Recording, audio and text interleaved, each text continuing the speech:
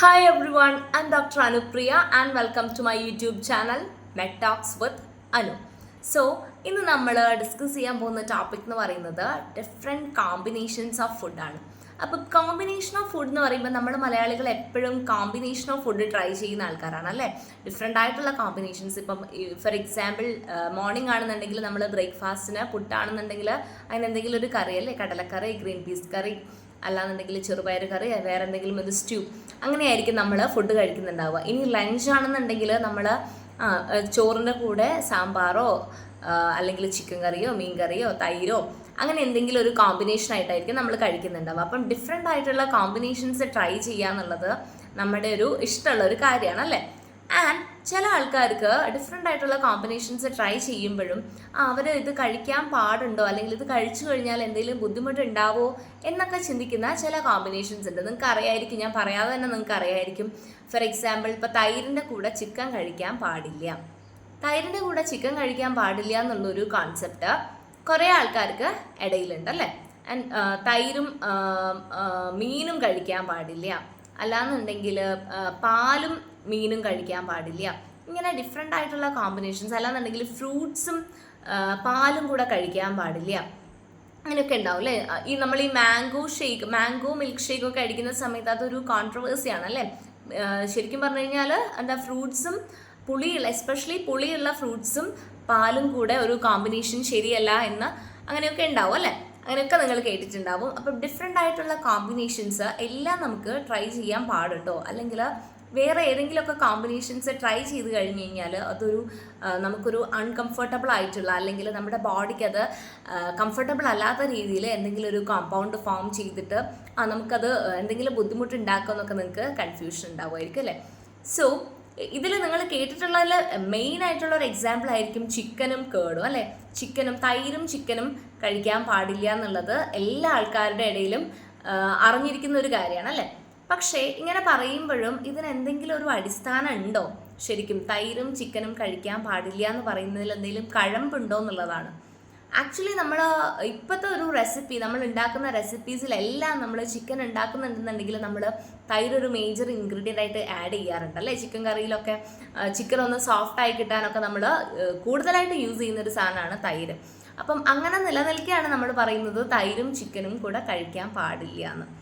Actually നമുക്ക് ഇതുവരെ അങ്ങനെ ആർക്കും കഴിച്ചിട്ട് അങ്ങനെ ഒരു ബുദ്ധിമുട്ടായിട്ട്, വലിയ രീതിയിലുള്ള ഒരു ബുദ്ധിമുട്ടായിട്ട് എവിടെയും റിപ്പോർട്ട് ചെയ്തിട്ടില്ല. ആൻഡ് അതൊരു ക്ലിനിക്കലി നമ്മളത് പ്രൂവ് ചെയ്തിട്ടുമില്ല. ഈ തൈരും ചിക്കനും കൂടെ കഴിച്ചു കഴിഞ്ഞാൽ അത് പ്രശ്നം ഉണ്ടാക്കും എന്നുള്ള കാര്യം നമുക്ക് ക്ലിനിക്കലി നമ്മൾ പ്രൂവ് ചെയ്തിട്ടില്ല. ആൻഡ് ഓൾസോ ഇത് കഴിച്ചു കഴിഞ്ഞാൽ എന്തെങ്കിലും ആൾക്കാർക്ക് ബുദ്ധിമുട്ടുണ്ട് എന്നുണ്ടെങ്കിൽ അവരെന്ത് ചെയ്യുക, അത് ഒഴിവാക്കുക എന്നുള്ളതാണ് അതിൻ്റെ ഒരു സൊല്യൂഷൻ എന്ന് പറയുന്നത്. അതുപോലെ തന്നെ വേറെയുള്ള കോമ്പിനേഷൻസും അതുപോലെ തന്നെ നമുക്ക് ആർക്കെങ്കിലും ആ ഒരു കോമ്പിനേഷൻസ് കംഫർട്ടബിൾ അല്ല, അല്ലെങ്കിൽ അവരുടെ ബോഡിക്ക് അത് ആപ്റ്റ് അല്ല എന്ന് കണ്ടു കഴിഞ്ഞാൽ അവരെന്ത് ചെയ്യുക, അത് അവോയ്ഡ് ചെയ്യുക. ആക്ച്വലി ഈ ഒരു കോൺസെപ്റ്റ് വരുന്നത് ആയുർവേദത്തിൽ നിന്നാണ്. ആയുർവേദത്തിൽ പറയുന്നുണ്ട്, എന്താ പറയുന്നതെന്ന് പറഞ്ഞു കഴിഞ്ഞാൽ രണ്ട് ഡിഫറെൻ്റ് ആയിട്ടുള്ള ഫുഡ് ഐറ്റംസ്, അതായത് അവർ ഇൻഡിവിജ്വലായിട്ട് നിൽക്കുന്ന സമയത്ത് ആ ഫുഡിന് കുഴപ്പമൊന്നും ഉണ്ടാവില്ല. അവർ നോർമലായിട്ട് നമ്മൾ കഴിക്കുന്ന ഫുഡ് പോലെ. പക്ഷേ ചില കോമ്പിനേഷൻസ് ഓഫ് ഫുഡ് അവർ രണ്ടുപേരും കൂടെ ചേരുന്ന സമയത്ത് ടോക്സിൻസ് ആയിട്ട് മാറാനുള്ള, അല്ലെങ്കിൽ ശരീരത്തിന് ഗുണകരമല്ലാത്ത ഘടകങ്ങളാക്കി മാറാനുള്ള ഒരു സാധ്യതയുണ്ടെന്നാണ് അവിടെ പറയുന്നത്. അങ്ങനെയാണ് ആ ഒരു കോൺസെപ്റ്റ്, വിരുദ്ധം എന്ന് പറയുന്ന ഒരു കോൺസെപ്റ്റ് ആയുർവേദത്തിൽ നിന്നാണ് വരുന്നത്.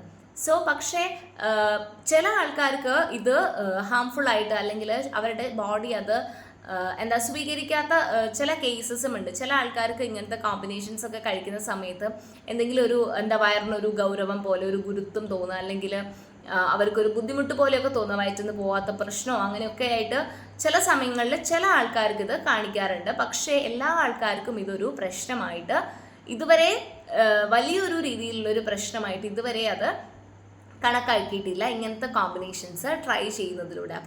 അപ്പം ഇങ്ങനെ ഒരു ഡൗട്ട് ഉണ്ടാവും, ഇത് കഴിക്കാൻ പാടുണ്ടോ, കഴിക്കാൻ പാടില്ലേ എന്നൊക്കെ തോന്നുന്ന ആൾക്കാർ ആക്ച്വലി ഇത് കഴിക്കുന്നത് കൊണ്ട് ഇതുവരെ നമുക്കൊരു കേസസും അങ്ങനെ കോംപ്ലിക്കേറ്റഡ് കേസസ് ആയിട്ടൊന്നും റിപ്പോർട്ട് ചെയ്തിട്ടില്ല.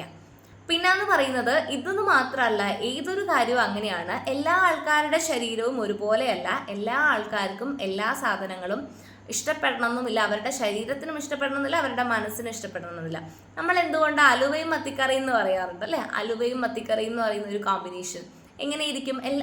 പക്ഷേ എല്ലാ ആൾക്കാർക്കും ആ ഒരു കോമ്പിനേഷൻ അത്ര ഇഷ്ടമായിരിക്കില്ല അല്ലേ? അലുവ എന്ന് പറയുമ്പോൾ ഭയങ്കര മധുരമാണ്, മത്തിക്കറി എന്ന് പറയുമ്പോൾ അത്യാവശ്യം എരിവുള്ള സാധനമാണ്. അപ്പം ഈ അലുവയും മത്തിക്കറിയും തമ്മിലുള്ള ഒരു കോമ്പിനേഷൻസ് എല്ലാ ആൾക്കാർക്കും ഇഷ്ടമല്ല. പക്ഷേ ഈ ഒരു കോമ്പിനേഷൻ ഇഷ്ടപ്പെടുന്ന ആൾക്കാരുണ്ട് അല്ലേ? ചില ആൾക്കാരെ ഞാൻ തന്നെ കണ്ടിട്ടുണ്ട്, അലുവയും മത്തിക്കറി അവർക്ക് ഭയങ്കര ഇഷ്ടമായിരിക്കും.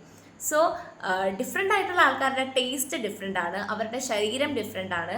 ചില ആൾക്കാർക്ക് ഈ ഒരു കോമ്പിനേഷൻസ് ഒരു ബുദ്ധിമുട്ട് ഉണ്ടാക്കുന്നുണ്ടാവില്ല, ചില ആൾക്കാർക്ക് ഈ ഒരു കോമ്പിനേഷൻ ചെറിയൊരു ബുദ്ധിമുട്ട് ഉണ്ടാക്കുന്നുണ്ടാവുമായിരിക്കും. അപ്പം അങ്ങനെ ബുദ്ധിമുട്ടുണ്ടാവുന്നുള്ള ആൾക്കാർ എന്ത് ചെയ്യുക, അങ്ങനത്തെ ഫുഡ് ഐറ്റംസ് എന്ത് ചെയ്യുക, കംപ്ലീറ്റ് ആയിട്ട് അവോയ്ഡ് ചെയ്യുക. ഇത് ഈ ഒരു കേസിൽ മാത്രമല്ല കേട്ടോ. ഇപ്പം ഫോർ എക്സാമ്പിൾ മല്ലി കഴിക്കുന്നത് ചില ആൾക്കാരുടെ ബോഡിക്ക് കംഫർട്ടബിൾ ആയിരിക്കില്ല. അല്ലാന്നുണ്ടെങ്കിൽ ഉരുളക്കിഴങ്ങ്, പരിപ്പ്, ഇങ്ങനത്തെ സാധനങ്ങളൊക്കെ ഗ്യാസിൻ്റെ ബുദ്ധിമുട്ടുള്ള ആൾക്കാർക്ക് എന്തായിരിക്കും, അത് തീരെ ആപ്റ്റ് അല്ലാത്ത ഫുഡ് ഐറ്റംസ് ആയിരിക്കും. സോ എല്ലാ ആൾക്കാരുടെ ശരീരത്തിനും എല്ലാതരം ഫുഡുകളും അല്ലെ എല്ലാതരം ഫുഡ് കോമ്പിനേഷൻസും എന്തായിരിക്കില്ല, കംഫർട്ടബിൾ ആയിരിക്കില്ല. ആ ഒരു സമയത്ത് എന്താ വേണ്ടതെന്ന് പറഞ്ഞു കഴിഞ്ഞാൽ അവനവൻ്റെ ശരീരത്തിന് ഏതാണോ കംഫർട്ടബിൾ അത് പ്രിഫർ ചെയ്യുക. ഇപ്പം എൻ്റെ ശരീരത്തിന് കംഫർട്ടബിൾ ആയിട്ടുള്ള ഫുഡ് ഐറ്റംസ് ആയിരിക്കില്ല നിങ്ങളുടെ ശരീരത്തിന് കംഫർട്ടബിൾ ആയിട്ടുള്ള ഫുഡ് ഐറ്റംസ്. അപ്പം അത് ഏതാണെന്ന് ഓരോ ആൾക്കാർക്കും എക്സ്പെരിമെൻറ്റ് ചെയ്യുമ്പോൾ അറിയാമല്ലോ. ചില ആൾക്കാർക്ക് ഏത് ഭക്ഷണം കഴിക്കുമ്പോഴാണ് ബുദ്ധിമുട്ടുണ്ടാവുന്നുള്ളതെന്നുണ്ടെങ്കിൽ ആ ഒരു ഫുഡ് ഐറ്റം എന്ത് ചെയ്യുക, കംപ്ലീറ്റ് ആയിട്ട് അവോയ്ഡ് ചെയ്യുക. പ്ലസ് ആ ഒരു ഫുഡിൽ നിന്ന് നമുക്ക് കിട്ടുന്ന ന്യൂട്രിയൻസ് നമ്മൾ എന്ത് ചെയ്യണം, വേറെ ഫുഡ് കഴിച്ചിട്ട് നമ്മളത് ബാലൻസ് ചെയ്ത് പോവുകയും കൂടെ വേണം. അപ്പോൾ കംപ്ലീറ്റ് ആയിട്ട് അവോയ്ഡ് ചെയ്യാമെന്ന് ഞാൻ പറയുന്നത് കോമ്പിനേഷൻസ് അവോയ്ഡ് ചെയ്യാൻ വേണ്ടിയിട്ടാണ്, കംപ്ലീറ്റ് ആയിട്ട് ആ ന്യൂട്രിയൻറ്റിനെ അവോയ്ഡ് ചെയ്യാൻ വേണ്ടിയിട്ടല്ല. എല്ലാ ഫുഡും എല്ലാ ആൾക്കാർക്കും ആപ്റ്റ് അല്ല എന്നുള്ളതിന് വേറെ എക്സാമ്പിളാണ് അല്ലേ? ലാക്ടോസ് ഇൻടോളറൻസ് ഒക്കെ ഉണ്ട്, അപ്പോൾ പാല് തീരെ പറ്റാത്ത ആൾക്കാരൊക്കെ ഉണ്ട് അല്ലേ? അപ്പം അവർ എന്ത് ചെയ്യാന്ന് പറഞ്ഞു കഴിഞ്ഞാൽ അതിനനുസരിച്ചായിട്ട് ആയിരിക്കും അവർ ജീവിക്കുന്നുണ്ട്. അപ്പോൾ ഡസ്റ്റ് അലർജി ഉള്ള ആൾക്കാർ എന്താ ചെയ്യേണ്ടത്?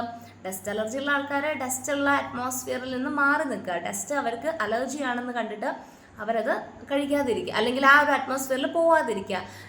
ഇപ്പം ചെമ്മീൻ അലർജി ഉള്ള ആൾക്കാർ, ഫുഡ് അലർജി ഉള്ള ആൾക്കാർ, അവരങ്ങനത്തെ ഫുഡ് ഐറ്റംസ് കഴിക്കാതിരിക്കുക. അതാണ് അതിനുള്ള അൾട്ടിമേറ്റ് റെമഡി എന്ന് പറയുന്നത്.